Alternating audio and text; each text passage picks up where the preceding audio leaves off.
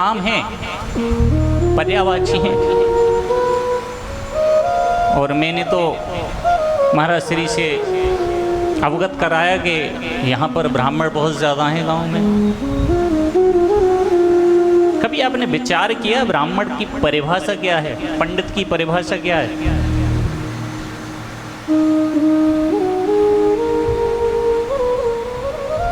कोई कुर्ता धोती पहन लेने से, तिलक लगा लेने से, जनेऊ डाल लेने से ब्राह्मण नहीं बनता। 6 तो कर्म होते हैं ब्राह्मण के। सबसे पहला कर्म ब्राह्मण का विद्या पढ़ना, विद्या पढ़ाना,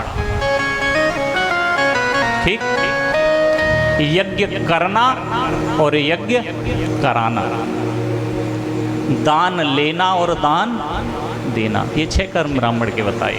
तो हम निवेदन कर रहे हैं, गांव में ब्राह्मण कम बोलते हैं, गांव की भाषा में सीधे शब्द बोलते हैं पंडित, ऐसे ही बोलते हैं। और हरियाणा की तो भाषा बहुत वैसी है, थोड़ी तीव्र वाली। यहाँ तो बहुत हमने देखा बहुत ही अनुशासन प्रिय है, लेकिन उधर हम जब जाते हैं ना जींद की साइड कथा करने, महाराज क्या कहना, अमृत बरसता है। कोई सीधी भी बात करे तो ये लगता है क्या कहने इसके, लेकिन आपके यहाँ तो बहुत नम्रता है, बहुत प्रिय शैली है। तो कहते हैं पंडित, तो क्या मीन है पंडित का? कभी आपने विचार किया है इस बात पे? पंडित तो सब कोई बन सकता है, हाँ सब कोई बन सकता है, लेकिन समाज में जो जाति वर्ण बनाए गए हैं वो वर्ण व्यवस्था को देखते हुए बनाए गए हैं। पंडित की परिभाषा क्या है? पंडित की परिभाषा जानने के लिए तुम्हें गीता में जाना पड़ेगा। गीता कहती है आत्मवत सर्वभूतेषु यह पश्यति सह पंडितः।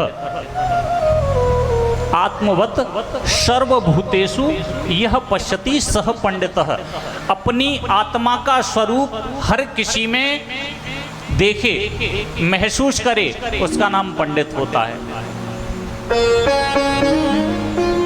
मतलब किसी भी जानवर में, इंसान में, पुरुष स्त्री सब में अपना ही स्वरूप देखे। मानिए एग्जाम्पल समझिए, किसी ने आपको यहाँ डंडे से मारा तो आपकी चोट लगती है, वही आप सोचें जैसे मेरे चोट लगती है तो सामने वाले के भी चोट लगती होगी। तो आत्मवत सर्वभूतेषु यह पश्यति, अपनी आत्मा का स्वरूप सामने वाले में महसूस करे, देखे, वो पंडित है। और इसकी परिभाषा तो बाबा तुलसीदास जी बता रहे हैं। बोले सिय राम मैं सब जग जानी, सिय राम मैं सब जग जानी, सिय राम मय सब जग जानी, सिय राम मैं सब जग जानी, करहूँ प्रणाम जोरे जोग पानी, करहूँ प्रणाम जोरे जोग पानी। सिय राम मैं सब जग जानी, सिय राम मैं सब जग जानी, करहूँ प्रणाम जोरे जोग पानी, करहूँ प्रणाम जोरे जोग पानी, जोरे जोग पानी, जोरे जोग पानी, जोरे जोग पानी। सिय राम मैं सब जग जानी, हर जीव में भगवान का दर्शन करे, करहूँ प्रणाम जोर जुग पानी, सबके लिए नतमस्तक होकर के झुके, ये ब्राह्मण का लक्षण है। वो पंडित है। आत्म विषयक बुद्धि सह पंडा, सत असत विवेचनी सह पंता। जो सत्य और असत्य की विवेचना कर सके, अंतर समझ सके सत्य में और असत्य में, वो पंडा है। और जिसकी ऐसी बुद्धि है वही पंडित है। एक पंडित की व्याख्या है महाराज व्याकरण से। एक होता है विप्र। विप्र जानते हैं किसे कहते हैं? विशिष्टः प्रज्ञातो सह विप्रः। विशिष्ट प्रज्ञातो, किसी एक विषय में जिसे बहुत ज्यादा ज्ञान हो, वेद के प्रति जिसकी अभीष्ट इच्छा हो और जिसे वेद का ज्ञान हो, विशिष्ट प्रज्ञातो सह विप्रः, वो विप्र होता है। एक होता है द्विज। द्विज और द्विज बोलते हैं द्वितीयो जन्मो अस्ति सह द्विज। जिसका दूसरा जन्म होता है वो द्विज होता है। अच्छा, दूसरा जन्म कैसे होता है? एक जन्म लेकर के तो आदमी परेशान है, दूसरे जन्म की बात कहां से करें। द्वितीय जन्म जब होता है महाराज, जब ब्राह्मण का जनेऊ संस्कार होता है, उपनयन संस्कार, उस दिन के बाद उसका दूसरा जन्म माना जाता है। उसे बोलते हैं द्वितीयो जन्मो अस्ति सह द्विज। एक होता है ब्राह्मण। ब्राह्मण कौन होता है? ब्रह्म जानाति सह ब्राह्मण, जिसे ब्रह्म की जानकारी है, जो ब्रह्म को पहचान सकता है, वो ब्राह्मण होता है। ये सब ब्राह्मणों के लक्षण है। तो यहाँ बताया गया है आत्मदेव के इतने ज्ञानी हैं, ऐसा प्रतीत होता है जैसे दूसरा भास्कर, दूसरे सूर्य हों, और वो आज दुखित हैं। इसलिए कि मेरे घर में कोई संतान नहीं है। संत ने देखा, आकर के आत्मदेव से पूछा, कथम रोदसे विप्रः त्वं काये चिंता बलीयसी वद त्वं सत्वरं मह्यं स्वस्य दुःखस्य कारणम्। हे ब्राह्मण, आप क्यों दुखी हो? आपकी चिंता का क्या कारण है?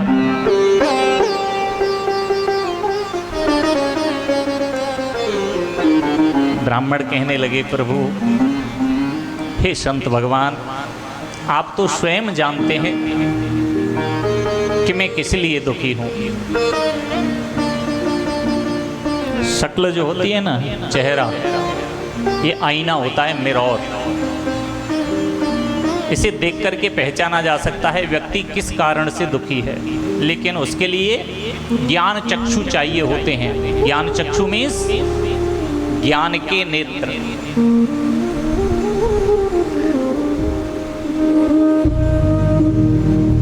आप तो जानते हैं मैं किस लिए दुखी हूं। हाँ हाँ बताइए। बोले, मेरे घर में सुख समृद्धि सब कुछ है, लेकिन मेरे कोई संतान नहीं है।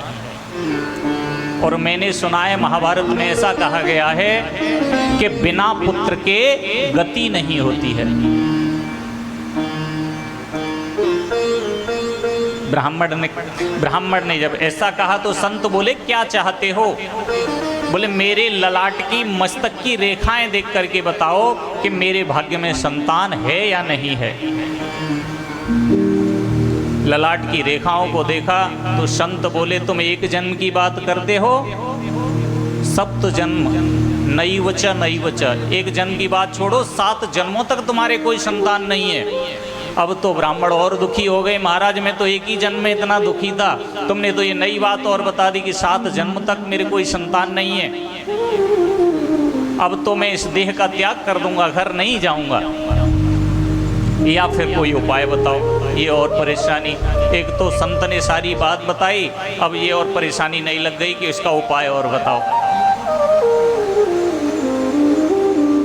लेकिन भगवान कहते हैं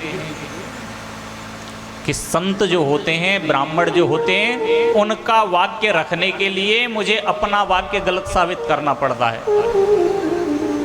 बोले, मोर बचन चाहे पड़ जाए फीका, मोर बचन चाहे पड़ जाए फीका, संत वचन पत्थर कीली का, संत वचन पत्थर कीली का, संत वचन पत्थर कीली का, संत वचन पत्थर कीली का, पत्थर कीली का, पत्थर कीली का।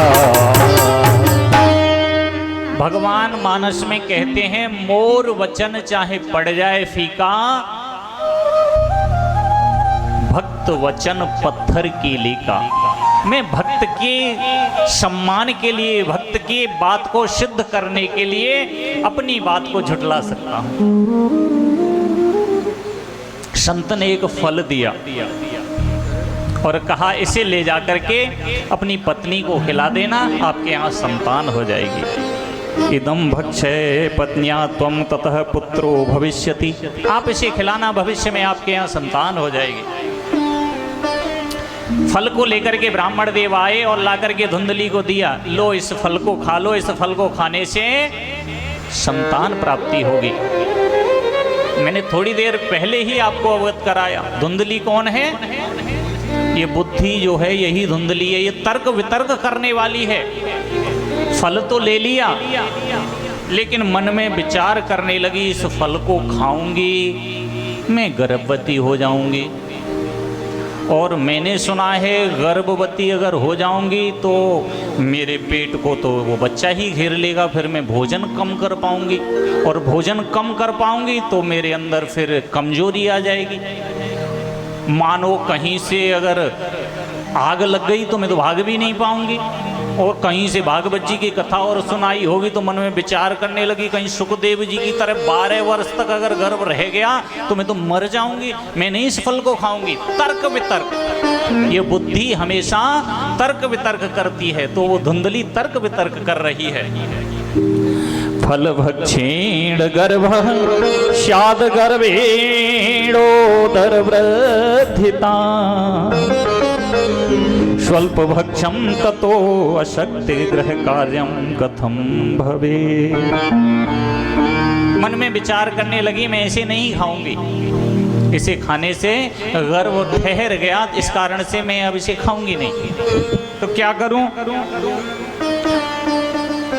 बोले इस फल को मैं घर में जो गाय है ना उसे खिला देती हूँ, और कहते हैं उस फल को गाय को खिला दिया। उसी समय उसकी बहन वहां आई, बहन ने पूछा क्या कारण है, आप कुछ दुखी दिखाई देती हो? बहन ने कहा कुछ नहीं, देखो ये तुम्हारे जीजाजी हैं ना, कहीं से फल ले आए और कहते हैं इस फल को खाने से संतान हो जाएगी। कहीं फल खाने से संतान होती है?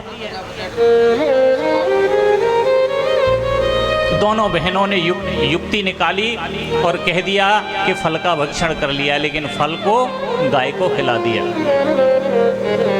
उसकी बहन ने कहा मैं गर्भवती हूँ, कुछ समय बाद जब मेरे बच्चा होगा तो मैं तुम्हें अपना बच्चा दे दूंगी, तुम बोल देना कि ये बच्चा मेरा ही है। एक बात जीवन में याद रखो, सारी दुनिया से झूठ बोलो माता बहनों, लेकिन कभी अपने पति से झूठ नहीं बोलना, क्योंकि जो पत्नी अपने पति से झूठ बोलती है उसका परिणाम बहुत भयंकर होता है। इतना भयंकर होता है कि कल की कथा में आप श्रवण करेंगे, सती जी ने भोले शंकर से झूठ बोला और अंत परिणाम क्या हुआ? माँ को स्वयं अग्नि में जल करके अपने शरीर को भस्म करना पड़ा है। इस कारण से सारी दुनिया से झूठ बोलो, लेकिन अपने पति से कभी कुछ छुपाओ मत। ये रिश्ता एक पवित्र रिश्ता होता है माता बहनों। इस रिश्ते को निभाने के लिए याद करो, आपके पिताजी ने कभी आपको गलत शिक्षा नहीं दी होगी। उसने हमेशा जब भी कहा होगा यही कहा होगा, बेटा तू दोनों कुलों की लाज होती है, तू दोनों कुलों की लाज होती है, इस कारण से ये इस कुल का भी उद्धार कर और उस कुल का भी उद्धार कर। और जिस समय आप अग्नि के समक्ष बैठ करके 7 फेरे लेती हो उस समय जब 7 वचन भरवाए जाते हैं तब उन वचनों को भी याद रखो। और जो स्त्री उन 7 वचनों को जीवन में याद रखती है, जो पुरुष उन 7 वचनों को याद रखता है महाराज, उसके घर में कभी कलह नहीं होती।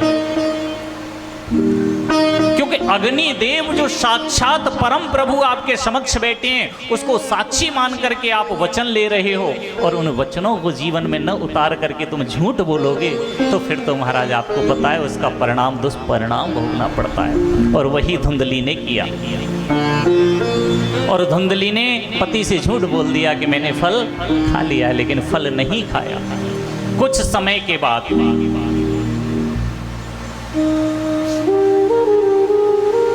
गाय को जो फल खिलाया है, गाय ने एक बच्चे को जन्म दिया।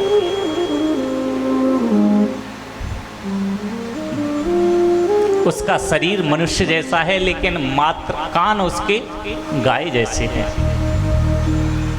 उसका नाम रखा गया गौकर्ण।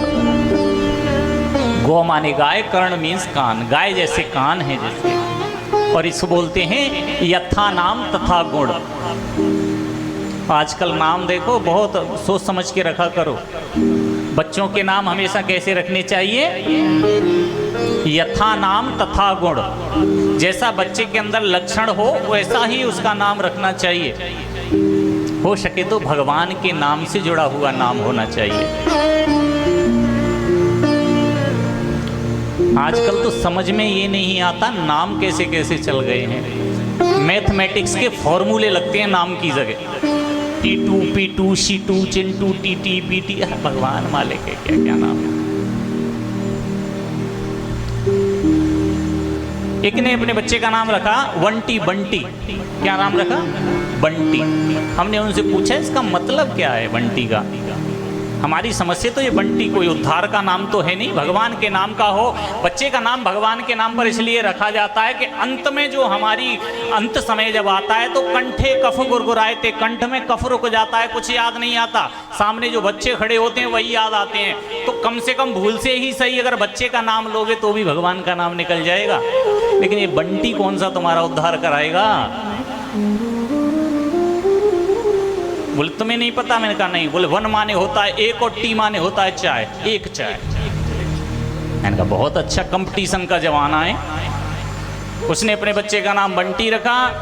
पड़ोस में एक बच्चा हुआ दूसरे के, उसने कहा हम इससे कम थोड़ी हैं, उसने रखा बंटी, उसने रखा और उसने अपने बच्चे का नाम रखा T2। 1 माने एक, T माने चाय, और उसने रखा T2। T माने चाय, 2 माने 2, 2 चाय। तू एक चाय रखेगा, हम 2 चाय रखेंगे। तो कहने का तात्पर्य यथा नाम तथा गुण। गौकर्ण गाय जैसे कान है जिसके, गौकर्ण का नामकरण संस्कार हुआ महाराज। और कुछ समय के बाद जब उसकी बहन उस बच्चे को दे करके गई तो सारे नगर में हल्ला हो गया कि चौथी अवस्था में आत्मदेव जी के यहाँ संतान हुई है। श्रीमद् भागवत जी में 2 ही जगह चौथी अवस्था में संतान हुई है। या तो यहाँ महात्म्य में हुई है आत्मदेव जी के यहाँ, या फिर हम चतुर्थ दिवस में श्रवण करेंगे 10वें स्कंद में जाकर के नंद बाबा के यहाँ चौथी अवस्था में संतान हुई है। बड़े प्रसन्न हुए आत्मदेव। नामकरण संस्कार कराया गया तो आत्मदेव जी ने कहा मेरा नाम आत्मदेव है, अपने पुत्र का नाम मैं परमात्म देव रखूंगा। धुंधली बोली अच्छा, 9 महीने गर्भ में हमने रखा है और नाम तुम रखोगे? हमारा नाम है धुंधली और इसका नाम हम रखेंगे धुंधकारी। और मैंने थोड़ी देर पहले बताया घर में श्रीमती जी की चलती है, श्रीमान जी की नहीं चलती। इस कारण से श्रीमती जी ने जो नाम रखा वही नाम रख दिया, उसका नाम धुंधकारी रख दिया गया। समय गुजरा महाराज, धीरे धीरे समय व्यतीत हुआ तो जैसे लक्षण बताए गए गौकर्ण के अंदर बहुत ज्ञानी बना और धुंधकारी खल बना। और इतना बड़ा खल बना, ऐसा वर्णन आया है भागवत जी में, जो पिंडदान किया जाता है ना मुर्दे के ऊपर, उस पिंडदान को भी खा जाता है उठा करके। इतना बड़ा खल बना।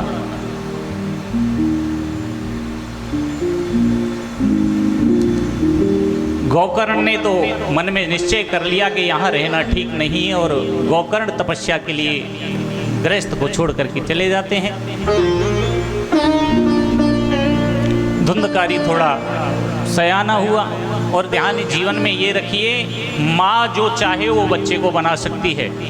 माँ बच्चे की पहली गुरु होती है। माँ जो चाहेगी बच्चा वही बनेगा। पिता जो चाहेगा वो कभी नहीं बन सकता। माँ जो चाहेगी बच्चा वही बनेगा।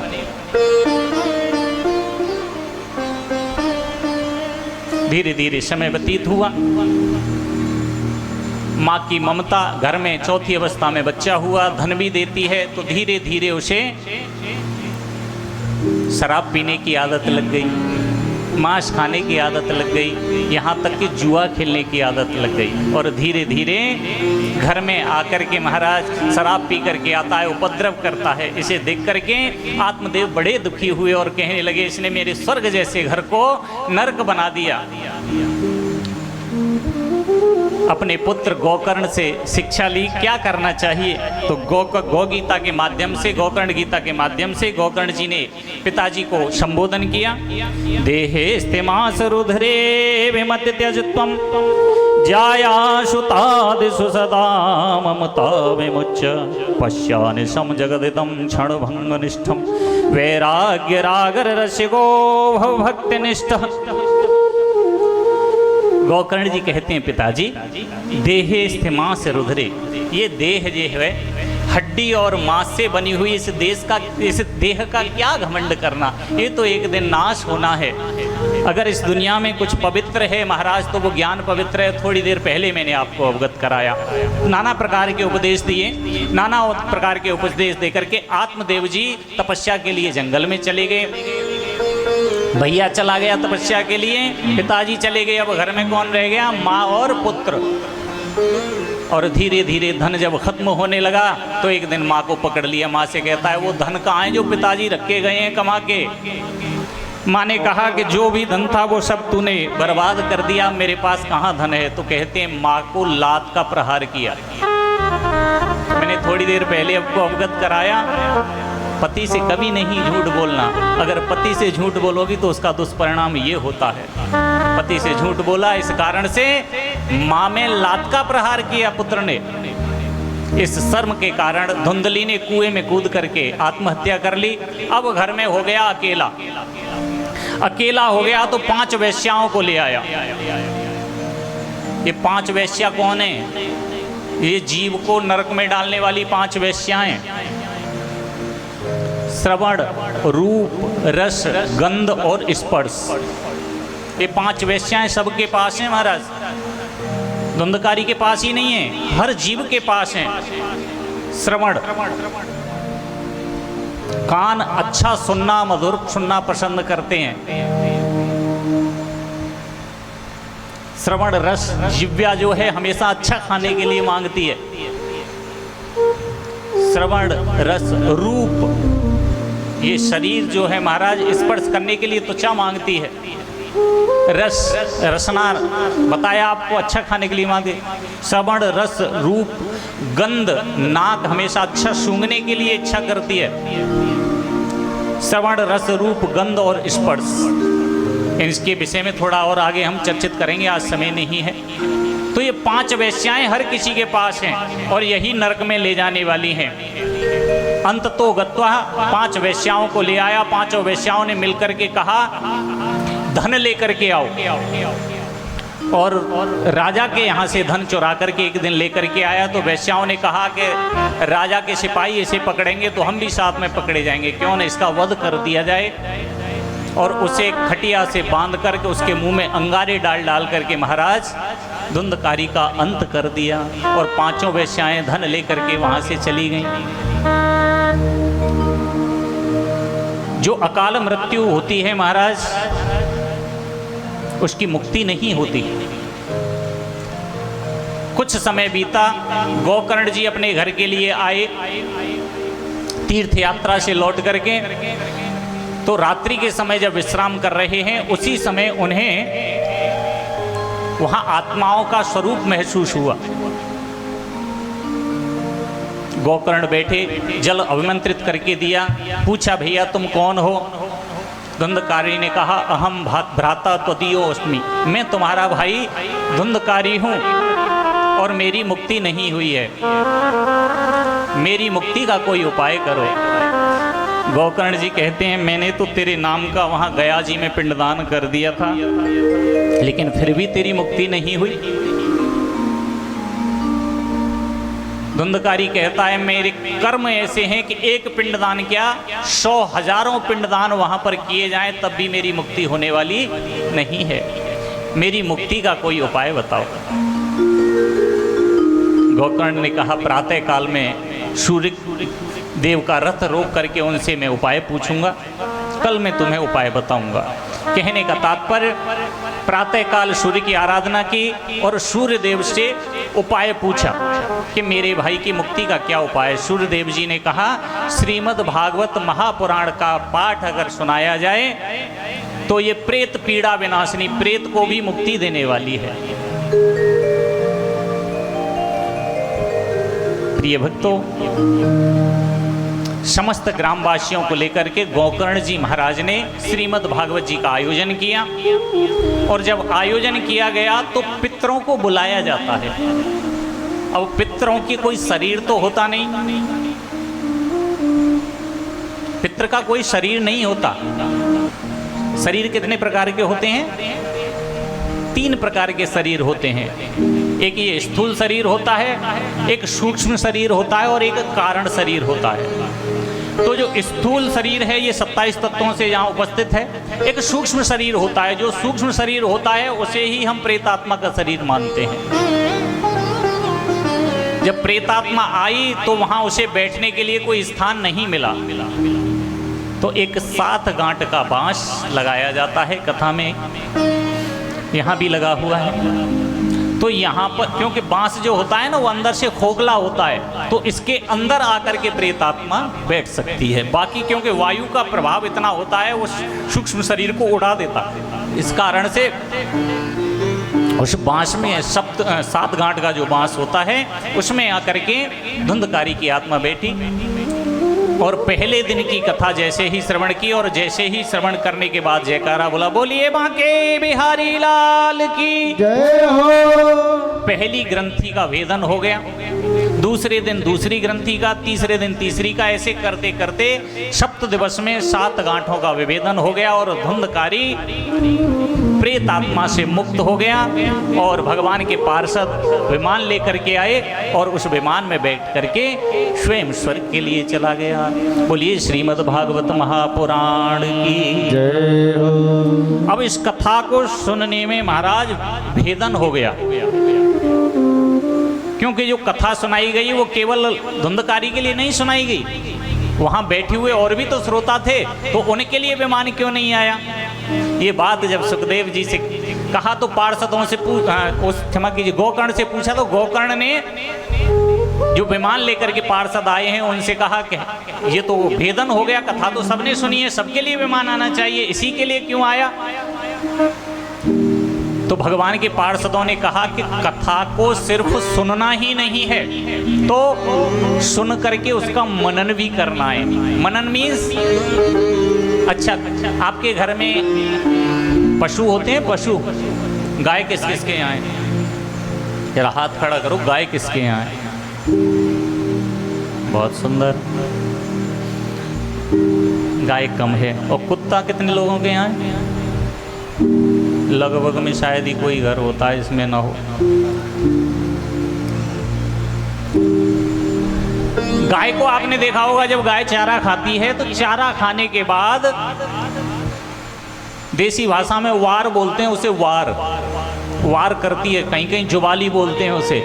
गाय मुंह चलाती है ना तो उसके मुंह से झाग निकलता है, तो कहते हैं कि वो गाय जो है चारा खा करके उसे पचा रही है, और अगर वो वार न करे तो कहते हैं ये बीमार है।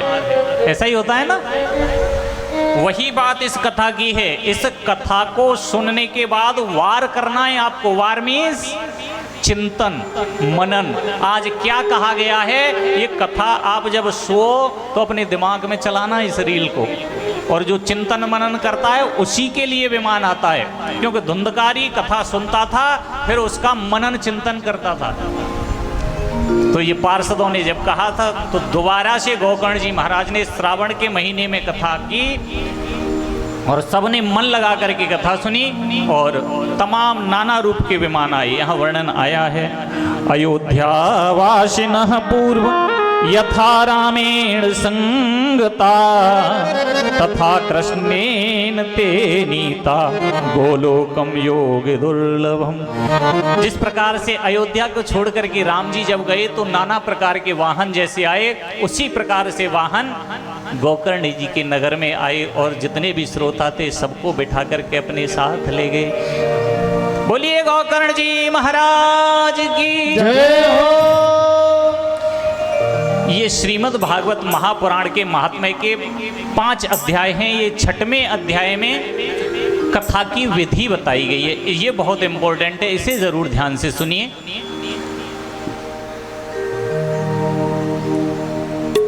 श्रीमद् भागवत महापुराण करने के लिए और कराने के लिए दोनों के लिए नियम होते हैं।